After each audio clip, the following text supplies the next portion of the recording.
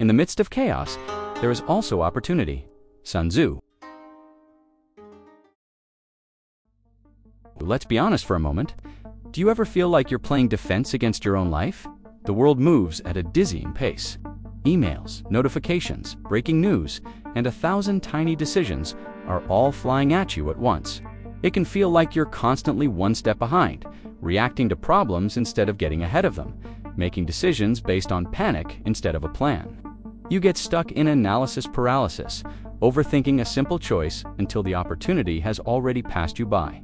We've all been there. It's the feeling of being a passenger in a car that's swerving all over the road. But what if I told you that you're meant to be the driver? A system so powerful it's been adopted by top CEOs, elite athletes, and special forces units around the world. This isn't just a productivity hack, this is a complete upgrade to your brain's operating system. It's called the OODA Loop, and today you're going to learn how to get in the cockpit. What if I told you there's a mental model, a legendary framework forged in the high-stakes world of aerial combat, designed to help fighter pilots process chaos and make life-or-death decisions faster than their opponents? Lesson 1. The Legend of the 42nd Boyd. To understand this superpower, you first have to meet its creator, a man who was arguably the greatest fighter pilot and military strategist in American history, Colonel John Boyd. Boyd was a legend, a true maverick. He had a standing bet as a young instructor that he could defeat any opposing pilot in a dogfight in under 40 seconds. Starting from a position of disadvantage, he would get on his opponent's tail and win every single time. This made his opponents feel confused, disoriented, and helpless. The result was the OODA Loop, and it's the key to thinking faster. It's a cycle with 4 simple but profoundly important steps. Observe, orient, decide, and act. They weren't just being outflown. They were being outthought at a speed they couldn't comprehend. He wasn't flying a better jet. He wasn't stronger or faster. His secret was that his thinking process was better. He could observe, understand, and react to the chaotic, changing environment of a dogfight faster than anyone else. He got, in his own words, inside their decision cycle. While his opponent was still reacting to his last move, Boyd was already 2 moves ahead, setting up the next trap. After his flying career, Boyd dedicated his life to deconstructing this process, to creating a formal model for how humans make decisions under pressure. Lesson 2. Observe. The humble art of seeing what is the first step sounds almost insultingly simple. Observe, but this is where most people fail before they even begin. We don't actually observe reality. We see a distorted version of it, filtered through our own biases, expectations, and emotions. We see what we want to see, or what we fear we will see. To observe like a pilot is to become a pure data gatherer. It's about taking in raw, unfiltered information from your environment without immediately judging it. Imagine a CEO who wants to know the health of her company. She goes down to the factory floor, talks to the frontline workers, asks them what their biggest frustrations are. She visits the customer service department and listens to the raw, angry phone calls. She is observing the unfiltered reality of her business. The amateur CEO calls a meeting with her vice presidents. They all present polished slideshows showing that everything is great. She is not observing the company. She is observing her VP's opinion of the company. She is consuming filtered, biased data. The general CEO does that, but she also practices management by walking around. In your own life, this means when you face a problem, you first stop and gather the raw facts. Not your feelings about the facts, not your story about the facts, just the data. What was actually said? What are the actual numbers? What is the observable reality of the situation? You have to see the battlefield clearly before you can draw up a plan. Lesson 3. Orient. The step where genius happens. This is the most important and most overlooked step in the loop. Orient. John Boyd said, "This is the Schwerpunkt, the center of gravity. This is where the magic happens. It's where analysis, synthesis, and intuition come together. It's not just seeing the data, it's understanding what the data means." Orientation is the process of making sense of what you've just observed. It's where you take the raw data and put it into context. This is why 2 people can observe the exact same event and come to wildly different conclusions. His past experiences create a filter of fear. He observes the words, but he orients them as a threat. She's confident in her work, but knows the project had challenges. She orients the email not as a threat, but as an opportunity. It's the home of analysis paralysis, what I like to call the spin cycle of doom. Is it choosing a vacation spot? Is it what to eat for dinner? My personal doctorate is in replaying awkward conversations from a decade ago. Let's see your areas of expertise. You observe a problem, and then you just turn it over and over in your head for 3 weeks. She thinks, okay, the boss wants to do a debrief. This is my chance to show what I learned and suggest improvements for the next project. He thinks, I'm in trouble. I'm going to get fired. The Johnson project was a disaster. His orientation leads to panic. Your ability to orient is shaped by everything you are.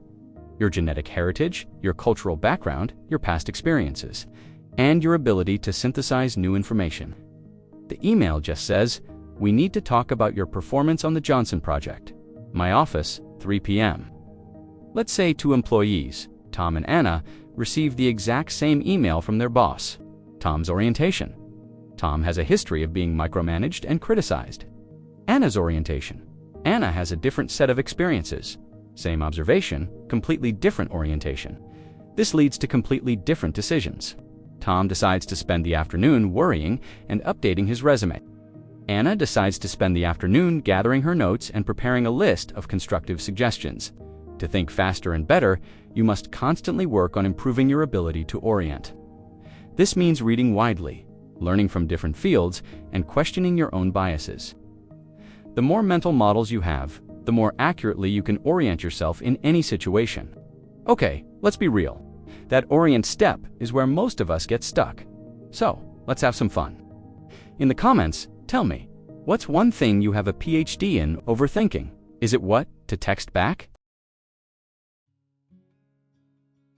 Lesson 4. Decide. The art of the good enough plan. You've observed the facts. You've oriented yourself and understand what they mean. Now you have to decide. This step is a direct assault on one of the biggest enemies of progress, perfectionism. While you are searching for it, the world is moving on. This is because the OODA Loop is a cycle.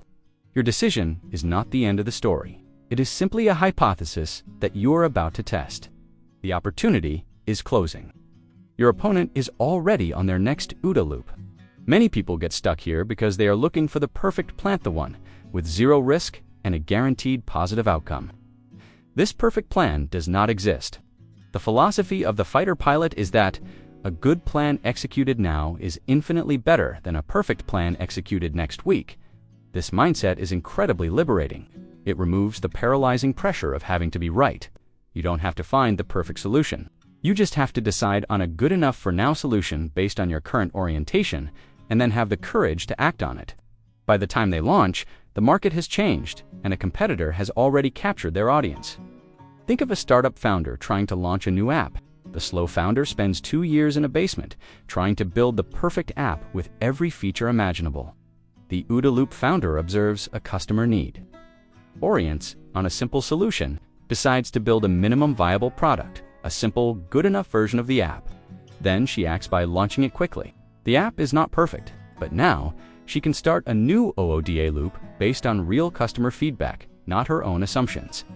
She will learn and adapt faster than her perfectionist competitor every single time. Lesson 5. Act. And getting inside their loop, the final step is to act. A decision without action is just a fantasy. This is where your thinking meets reality. Action is what makes the whole loop work, because your actions generate new information, new results, and new reactions from your environment. The goal isn't just to cycle through your own loop. You start to dictate the tempo of the situation. Your actions force them to react to a reality you have already changed. And it's what you can do in a business negotiation, a difficult argument, or when tackling a complex project. By mastering your own decision-making process, you become the one who sets the pace, forcing the world to react to you, not the other way around. While they are still trying to orient themselves to your last move, you are already acting on your next one. It would be awesome if you'd subscribe and join the Tranquil Dude think tank. It is the discipline to make sense of that reality before you react. It is the courage to make a good enough decision instead of waiting for a perfect one that will never come. And it is the bias for action that allows you to learn, adapt, and improve again and again. We're all about these battle-tested models for a better life. It's time to be the pilot. Get in the cockpit. The world is throwing data at you every second.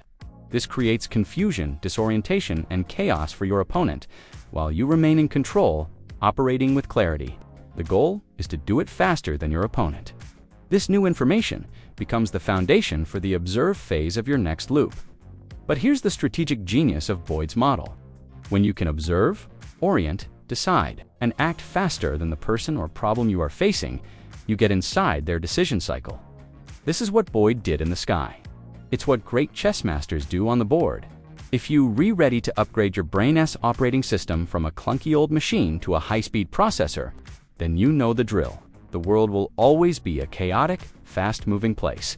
You cannot slow it down, you cannot control the chaos, but you absolutely can control your process for engaging with it. The OODA Loop is that process. And let me know in the comments, what other legendary strategies or thinkers do you want to see us break down? Your curiosity fuels our next mission. So let's bring it all home. It is a commitment to seeing the world as it truly is, not as you wish it were. Stop being a passenger, tossed around by the GI forces of life. Observe, orient, decide, act.